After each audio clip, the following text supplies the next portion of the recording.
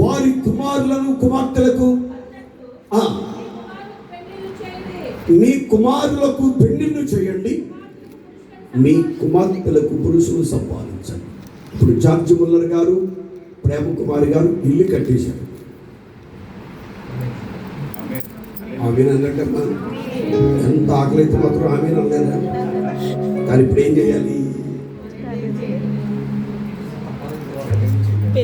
సంపాదించేశారు. కుమారులకు కుమార్తెలకు అలాగంటే మా చేతికి అంతలో వచ్చారు. కొంచెం గట్టిగా స్తోత్రం చెప్పాలి. హల్లెలూయా. అది కూడా దేవుడు జరిగించాలి కనుక దేవుడు మనకిచ్చిన గృహాలు నివాసయోగ్యమైన గృహాలు కనుక బైబిల్ చెప్తున్న మాట, యెహోవా ఇల్లు కట్టించకపోతే దాని కట్టువారి ప్రయాస. ఇప్పుడు మనం కట్టుకునే ఇల్లు ఎవరి? మనం కట్టుకునే ఇల్లు ఎవరి అమ్మా? మన ఇల్లు ఎవరిది? మందానికి నాకు తెలుసు. మందంట ఖాళీ చేసాం. ఇది మన ఇల్లు కాదు. ఎవరి కట్టుకున్న ఇల్లు వారిది. ఇది మన ఇల్లు. మనం కట్టుకునే ఇల్లు ఎవరిది? మన ఇల్లు. మన ఇంట్లో ఏముండాలి? రక్షణకు వచ్చిన సునాదములు నిలబడుతూ ఉండాలి. దేవుని మహాకృప చేత శ్రీధర్ గారికి దేవుడు మంచి ఇల్లు ఇచ్చాడు. అంత స్వార్థం సంపన్నత ఉన్నప్పుడు మరి గట్టిగా స్తోత్రం చెప్పాలి. అలాగే జార్జ్ ముల్లర్ గారికి దేవుడు మంచి ఇల్లు ఇచ్చాడు. స్తోత్రం చెప్పడమా? ఇది ఎప్పుడు స్తోత్రం చెప్తే మీకు కూడా మంచి ఇల్లు ఇస్తాడు. ఇక మూడవదిగా మా పెదపొచ్చి రాధాకృష్ణ గారికి దేవుడు మంచి ఇల్లు ఇచ్చాడు. అలాగే విశ్వభారతి గారికి దేవుడు మంచి ఇల్లు ఇచ్చాడు.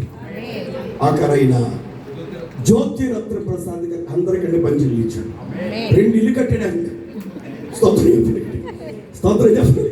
కనుక అందరికంటే డబుల్ పోర్షన్ ఆఫ్ మెసేజ్. కనుక మనము కట్టిన ఇంటిలో దేవుని యొక్క అభిషేకం ఉండాలి.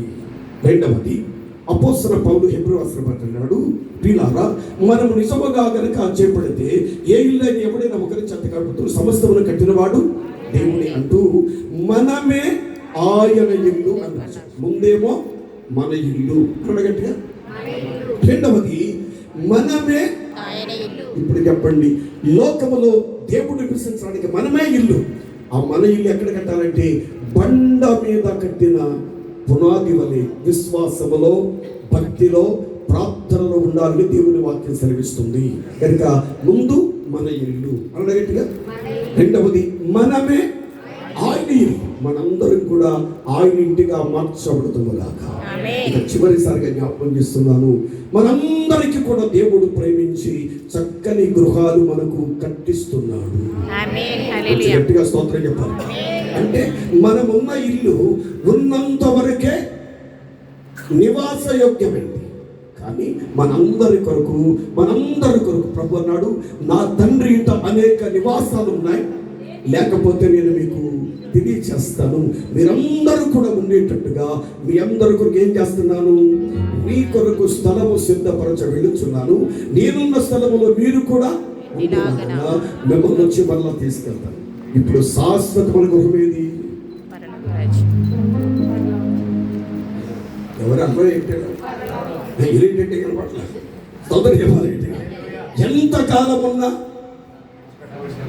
అక్కడికి వెళ్ళాలి అంటే ఇప్పుడు వెళ్ళమని చెప్పట్లేదు. ఇది స్థిరమైన నివాసం కాదు, మనకంటూ ఒక స్థిరమైన నివాసం ఉంది. ఆ స్థిరమైన నివాసం కొరకు అందరూ చూస్తున్నాం.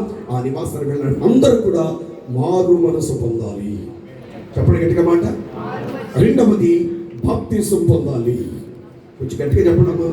మూడవది పరిశుద్ధాత్మను పొందాలి. నాలుగవది అపోస్తుల బోధయందు, సహవాసమందు, రొట్టె విరిచెందు, ప్రార్థన చేయటందు ఎడతెగక ఉండాలి. దేవుని స్తోత్రం. నిత్యమైన గృహంలో మనందరం ఉండడానికి ప్రియులారా దేవుడు మనల్ని ప్రేమించి మనకి ఇచ్చిన గృహాలు దేవుని కృపలో వర్ధిల్లాలని రాబోయే రోజుల్లో జార్జ్ ముల్లర్ గారి దేవుడు దీవించాడు. ప్రేమ కుమారి దేవుడు దీవించాడు.